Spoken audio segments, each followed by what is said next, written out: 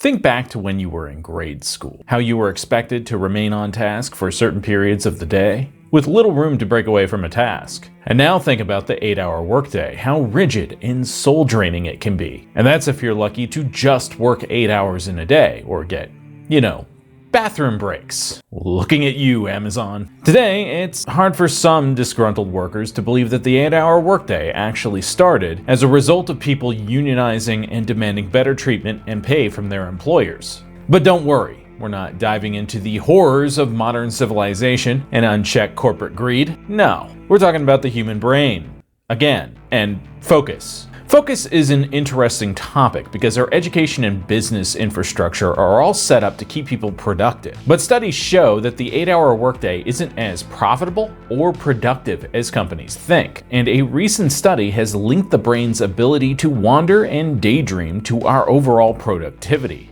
We're going to dive into that study, what it might mean, and maybe talk about how you can improve your productivity by treating yourself better. But first, be sure to drop us a like, talk crap about your boss in the comments, or don't. Please don't get yourselves fired, I was only joking. Smash that subscribe button, check out the Patreon, and ring that bell to never miss a video. I'm Eric Malachite, author of the cyberpunk novel that dumps all over corporations, Ego Trip, and this is Science Get.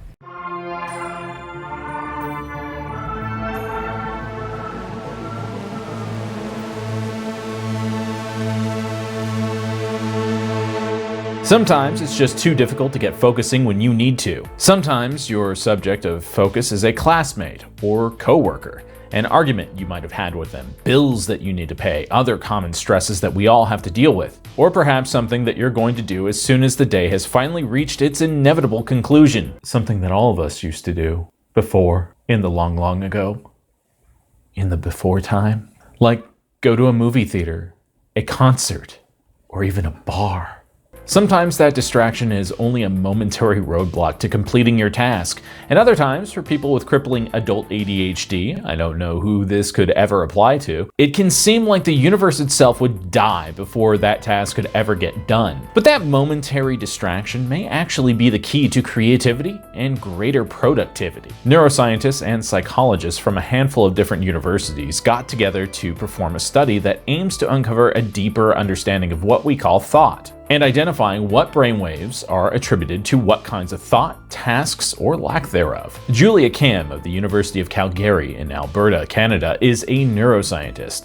It's her job to study the brain's role in attention, and as such, she's well aware of how our minds have a tendency to wander and how difficult it can be for humans to focus for an extended period of time. When Cam worked for the University of California of Berkeley, she formed a team of researchers from various academic institutions. Together, with her new team, they recruited 39 young adults and had them go down to Berkeley Lab, where they were experimented on and given mind powers. Together, they now protect the world from TV psychics like John Edwards.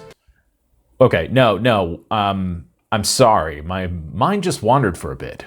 Weird, right? Once at Berkeley Lab, the subjects in this experiment each donned sensor caps, those things with the wires in them that you always see in movies. Yeah, those. They read EEGs, which stands for electroencephalograms. Let's find out what they discovered.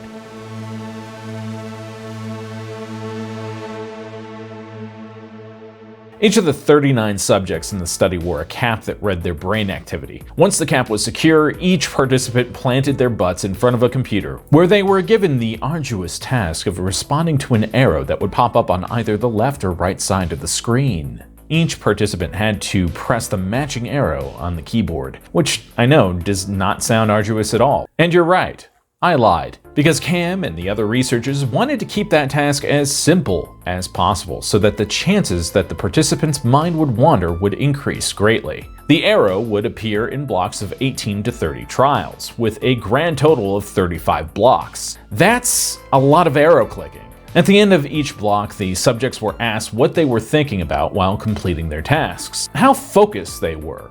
Were their thoughts wandering freely? Were they deliberately forcing themselves to stay on task? Or whether or not their thoughts were stuck on cats. I mean on one specific subject. Once the task was completed by the subject, Cam and the other researchers scooped out their brains and feasted on them like ice cream. Wait, no, that's not right. Sorry, my mind was wandering. Cam and the other researchers examined the subjects' EEGs and looked for patterns in brain activity that matched with what the subjects had self-reported in each block. The researchers were especially interested in alpha waves, which are pulses of activity that are caused by groups of brain cells firing in unison. They also looked at whether or not the subjects' thoughts were related to the arrow task and whether or not their minds were freely wandering, deliberately focused, or just stuck on cats. Stuck. And what they found was that participants seemed to focus on the arrow task during some of the blocks better than others, and across the board it seemed that each participant remained focused about as often as they remained unfocused.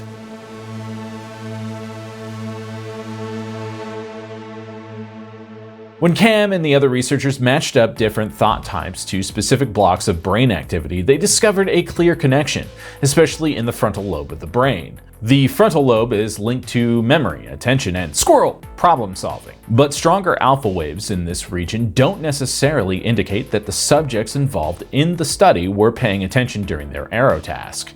It appeared to the researchers that alpha waves actually got stronger the more the subjects let their minds wander, and were weaker when they were focused and or on task. A clear sign that linked brain activity to how our thoughts flow in our brains. Cam and her team published their findings on January 18th in Proceedings of the National Academy of Sciences, and she had this to say about it. The alpha band has been shown during creative processes as well. That's when thoughts jump from one thing to another. Such freely moving thoughts may be the key to creative problem solving. It's important to note that patterns of thought, whether focused or wandering, aren't inherently good or bad. When you need to get your homework done or study for a test, you need to stay focused. Cam suggests that letting your mind wander from time to time may be the key to remaining productive. And here's where we get into how you can remain productive yourself. Introducing the Pomodoro technique.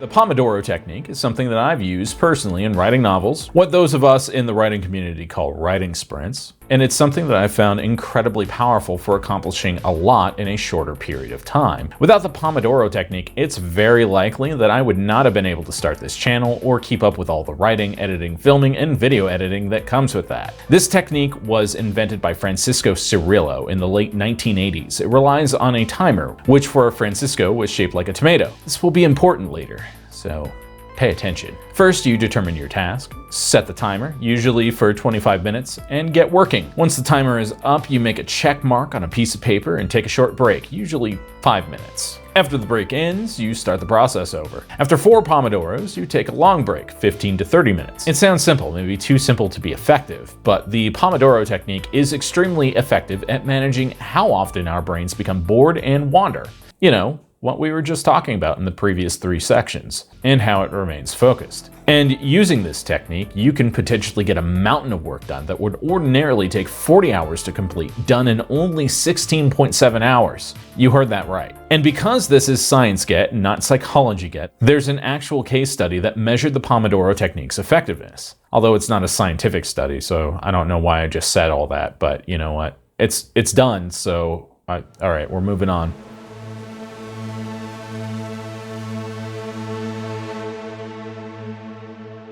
Chris Winfield is a writer. Hey, I'm one of those. Entrepreneur and coach. Like many of us, he would work 40, 60, or even 80-hour work weeks, and he was miserable doing it. He tried many different time management techniques, but slowly, naturally even, he arrived at a system that was very similar to the Pomodoro technique. Which I now realize I haven't told you all that Pomodoro means tomato in Italian, after the tomato-shaped timer that Francisco Cirillo used when developing the technique in the 1980s.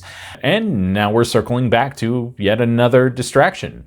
Wow, you're welcome. Chris had, of course, heard of the Pomodoro technique, and when he realized he was so close to basically doing that, Chris started using the Pomodoro technique with specific goals in mind. He would aim to force his 40-hour work week to be entirely composed of Pomodoros. That's 16 Pomodoros a day for 5 days straight. He also promised himself that he would never again work weekends, vacations, or holidays. And guess what? He failed miserably. Now, I know that's probably not what you want to hear this far into the video, but it's important. You see, Chris wasn't hitting his goal of 16 Pomodoros a day because on the days when he used the technique right, he was getting more done in a shorter period of time than on days when he forced himself to keep going or threw the system out the window altogether. He next dropped his goal down to 8 Pomodoros a day, and he failed at that too. As we discussed earlier, the brain is a temperamental thing. We experience distractions and have emotions that are extremely difficult to control. We get tired, fatigued, emotionally drained, and it's actually unhealthy to ignore those things just to get your work done. Wow, I feel like my own script is really calling me out. So Chris's answer was using the Pomodoro technique to work with time rather than racing against it. He'd break his day up, sometimes leaving the workplace to do important life stuff like managing his family, like attending his daughter's recital at school, managing his mental and physical health, and he found that he was better off breaking his rule of not working on weekends, vacations, and holidays, instead choosing to quit when his focus cratered. While Chris still had to attend meetings, make phone calls, and answer the call to life, he found that the actual work he had to do only took him about 16.7 hours to finish when he used the Pomodoro technique. I use the Pomodoro technique every day that I work, and it's the key to my continued success. And trust me, I work like every day, so, you know, there's that. And I will continue to use it until the day I retire. And who knows when that will be given this economy. I'm not kidding. If you dug this content, drop me a like and tell me about your work week, whether you use the Pomodoro technique, how it's impacted your life, or whether or not you plan on trying it out. And be sure to smash that subscribe button, ring that bell to never miss an episode of Science Get, and check out the Patreon, where you can get early new episodes of the show, short science fiction, horror, and dark fantasy stories, Call of Cthulhu RPG one-shots, Your Name in the Credits, and more. Wow, now that's a deal. I'm Eric Malachite, and I'll see you next time.